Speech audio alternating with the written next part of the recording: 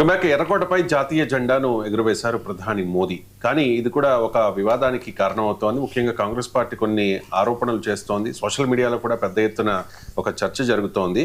అంటే మోదీ జేబులో ఉన్న ఒక పతాకం ఐర్లాండ్ పతాకాన్ని తలపిస్తోంది, ఇది అవమానం జరిగింది అంటూ పెద్ద ఎత్తున సోషల్ మీడియాలో ఒక ట్రోలింగ్, మోదీని ట్రోల్ చేస్తూ ఉన్నారు. అండ్ కాంగ్రెస్ పార్టీ కూడా దీన్ని పొలిటిసైజ్ చేస్తూ ఉన్న పరిస్థితి. అంటే ఏంటి, అవమానం జరిగిందా జాతీయ జెండా?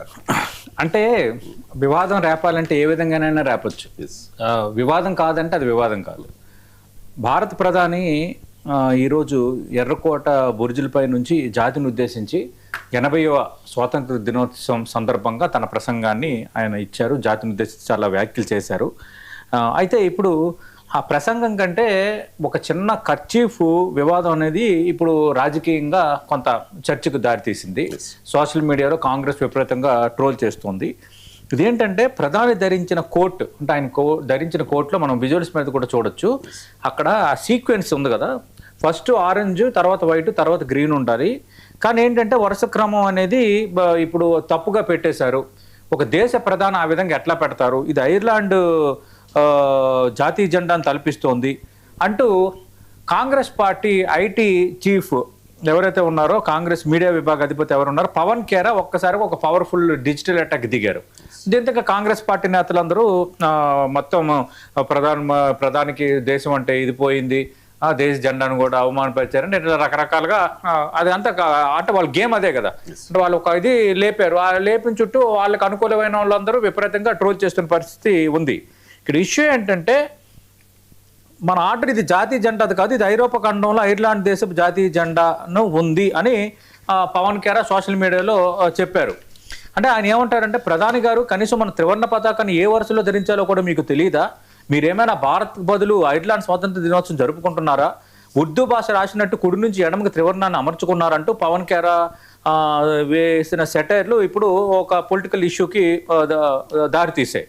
అయితే దీనికి కూడా బీజేపీ అదే రీతిలో గట్టిగానే కౌంటర్ ఇస్తోంది. ఏమంటున్నారంటే, ప్రధాని ప్రతి ఏటా భారతదేశానికి చెందిన వివిధ ప్రాంతీయ చేనేత ఉత్పత్తులను, సాంప్రదాయ కళలను ప్రోత్సహించేందుకు వైవిధ్యమైన దుస్తులు ధరిస్తారు, అది గుర్తులేదా? జేబులో ఉంచిన కర్చీఫ్లు 3 వేర్వేరు గుడ్డల శకలాలుగా డిజైన్ చేసినవి, వాటిని ప్రత్యేక జెండా కోడ్తో పోల్చి వివాదం చేయడం కేవలం చౌకబారు రాజకీయమేనని విమర్శిస్తున్నాయి. నాకు కూడా అలాగే అనిపిస్తుంది, కొంచెం చౌకబారు రాజకీయం ఇది.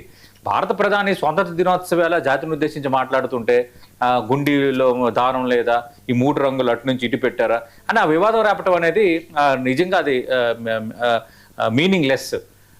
ఈరోజు అందులో స్వాతంత్ర దినోత్సవం రోజు, ఇంత స్వాతంత్ర దినోత్సవం అతిపెద్ద ప్రజాస్వామిక దేశంలో మనం చాలా గొప్పగా మాట్లాడుకుంటున్నప్పుడు ఎలాంటి ఇబ్బందులు లేకుండా ఇంత పెద్ద దేశంలో స్వాతంత్ర దినోత్సవ వేడుకలు ఘనంగా జరుపుకున్న ఈ నేపథ్యంలో మీరు చేసే ఈ కుచించిత భావంతో చేసే ఈ తరహా పోస్టులు, ఈ తరహా విమర్శలు అనేవి మన దేశ పరువుని ప్రపంచ యువనక పైన ఎలాంటి మెసేజ్ని పంపిస్తాయి?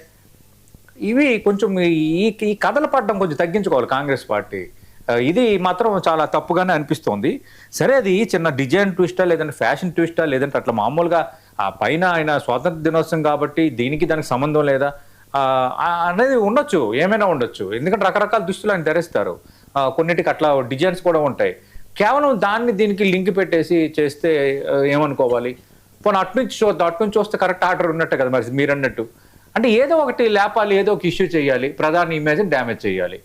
ఇది ఇలాంటి టార్గెట్స్ రఫ్ టార్గెట్స్. మొన్న మీరు నీట్ ప్రశ్నాపత్రం లీకేజ్, కాక్రోచ్ జనతా పార్టీ ఉద్యమం, వీటన్నిటికీ కాంగ్రెస్ పార్టీ మద్దతు ఇచ్చింది. మంచిదే, కాంగ్రెస్ పార్టీ కూడా కథన రంగంలో దూకింది. రైతుల సమస్యలపై మీరు మాట్లాడారు, మంచిదే మాట్లాడారని అన్నాము. అలాగే కాంగ్రెస్ పార్టీకి లోక్సభలో అవకాశం ఇవ్వాలి, మాట్లాడే అవకాశం ఇవ్వాలని అన్నాం. ఏదైనా మనం డెమోక్రటిక్గా మాట్లాడడం, డెమోక్రటిక్గా చేయాలి. అలానే కాంగ్రెస్ పార్టీ చేసినవన్నీ కరెక్ట్ అని ఎట్లా అనుకుంటాం? మీడియా విభాగపతి అయ్యుండి పవన్ ఖేరా ఒక చిన్న అంశాన్ని పట్టుకొని ప్రధాని టార్గెట్గా సోషల్ మీడియాలో పోస్టులు పెట్టి విపరీతంగా ట్రోల్స్ చేయిస్తున్నారంటే ఏం మెసేజ్ పోతుంది? దేశ ప్రధానిని అవమానపరచడం అనేది తప్పు. దేశ ప్రధానిగా పరిపాలనలో లోపాలున్నా, తీసుకునే నిర్ణయాల్లో కొన్ని అపసవ్యమైన అంశాలు ఉన్నా అప్పుడు మీరు ఖచ్చితంగా మాట్లాడాలి. మీరు ప్రతిపక్ష party Congress party, yes welcome చేస్తాం. కానీ ఈ వ్యక్తిగతమైన అంశాలని ఈ విధంగా మాట్లాడడం అనేది కరెక్ట్ కాదు. ఎందుకంటే గతంలో బీజేపీ రాహుల్ గాంధీపై కూడా వ్యక్తిగత విమర్శలు చేసేటప్పుడు నేను ఖండించాను. ఎవరిపైన ఏది కూడా తప్పు కాదు. కానీ ఎర్రకోట పైన ఒక ప్రధాని మాట్లాడుతున్నప్పుడు ఇలాంటివి చేయడం వల్ల పాకిస్తాను మనల్నంటే మన అభివృద్ధిని మన పురోగతిని తట్టుకోలేని దేశాలకి శక్తులకి మీరు ఎలాంటి మెసేజ్ ఇస్తున్నారనేది ఇది ఖచ్చితంగా దీన్ని మనం ఖండించాలి. రైట్. ఇక మరో వివాదం, ఏఐసిసి కార్యాలయంలో ఢిల్లీలో స్వతంత్ర దినోత్సవ వేడుకలు జరిగాయి కాంగ్రెస్ పార్టీ తరఫున. ఆ కార్యక్రమంలో మల్లికార్జున్ ఖర్గే, సోనియా గాంధీ, రాహుల్ గాంధీ కూడా పాల్గొన్నారు. ఇక్కడ ఈసారి నుంచి వందే మాత్రం 2 స్టాంజాస్ కాదు 6 స్టాంజాస్. సో 6 స్టాంజాస్ అంటే కొంచెం ఎక్కువ టైం పడుతుంది. అంటే సోనియా గాంధీ, మల్లికార్జున్ ఖర్గే వీళ్ళిద్దరూ కలిసి స్క్రీన్ మీద సరే చూపించండి. ఆ వందే మాతర గీతం ఆలపిస్తున్న సమయంలో ఇక ఆపండి ఆపండి అని చెప్పి సైగ చేసినట్టుగా ఒక వీడియో ప్రజెంట్ సోషల్ మీడియాలో చాలా వైరల్ అవుతోంది. మనం 99 టీవీ స్క్రీన్ మీద కూడా ఆ వీడియోను చూస్తూ ఉన్నాం.